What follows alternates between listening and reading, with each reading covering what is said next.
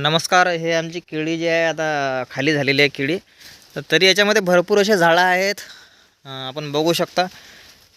केळी पूर्ण खाली झाली, पण याच्यात 5-6 झाडं हे घडायचे होते. चांगली केळी होती ही. आणि आता जे घडायचे कटन झालेले आहे ते आम्ही जे वरचे खोड आहेत ते आम्ही कापून फेकत आहोत, जेणेकरून आता याच्यामध्ये आम्ही मक्का लागून केला तर मक्क्याला सावली न पडा. सावलीमुळे हा मक्का वाढणार नाही, त्याच्यामुळे अशी कसरत चालू आहे आमच्या रितेश भाऊची. आपण बघू शकता खूप मोठाले खोळा आहेत, याच्यापेक्षा पण मोठाले खोळा आहेत. हे कापून हे धुऱ्यावर टाकणं चालवलं आहे. आणि याच्यामध्ये मक्का जी लागून ही केलेली आहे. मग आता मक्का आपल्याला एवढं झालेला आहे. हे नळी थोडं कुठं बंद आहे कुठं चालू आहे, तर त्याच्यामुळे हा मक्का थोडासा कमी जास्त निघालेला आहे. पण मक्क्याची वाढ ही व्यवस्थित झालेली आहे. याच्यामध्ये थोडे अळीचं प्रमाण वाढलेलं आहे. तर अळीचा फवारा आता आपण उद्या काढून टाकू. याच्यामध्ये आपण बघू शकता मक्का कसा निघालेला आहे. एकसारखा असा मक्का निघलेला आहे. SRT पद्धतीचा मक्का म्हणा लागेल हा. कारण SRT पद्धतीमध्ये कामगिरी कोणतीच केली जात नाही. तर कोणत्याच प्रकारची कामगिरी आम्ही याच्यामध्ये केली नाही. फक्त मधात एक रोटर मारलं आणि रोटर मारून दोन्ही साईडने जे सरी आहे ज्याच्यामध्ये आपण ठिबक टाकलेला आहे, त्या सरीमध्ये दोन्ही साईडने हा मक्का लागलेला आहे. पट्टा पद्धतसारखा मक्का याला म्हणतात. तर हे खोळं आपली केळी थोडीशी राहिली होती, त्याच्यामधले जे घडं कटन झाले, ते कटन झालेले घडं आपण कापून लावलेले आहेत, कापलेले आहेत आपण ते, जेणेकरून जे जे झाले ते आपण कापून फेकून देऊ. आणि त्याच्यामध्ये अडचण होणार नाही मक्क्यामध्ये पुढे चालून.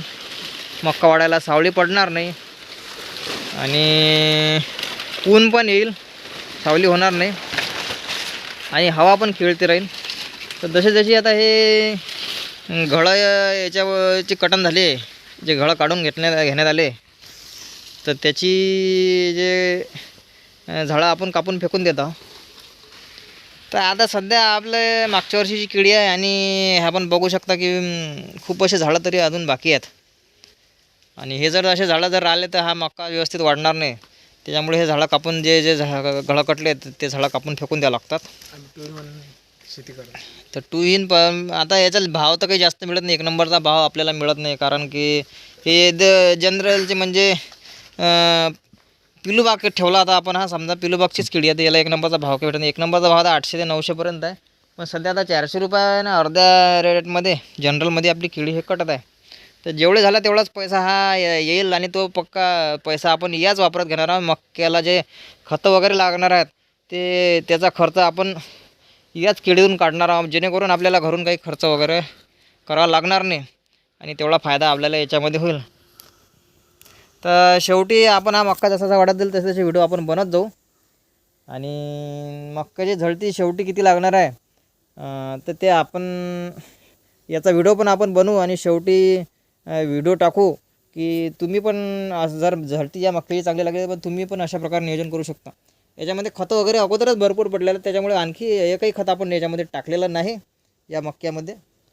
मक्का दाखवून द्या आपल्या व्ह्युअर्सना कसा झालेला आहे मक्का, कसा वाटलं.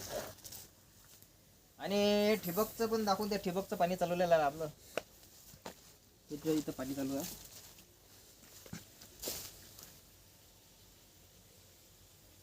नमस्कार, धन्यवाद.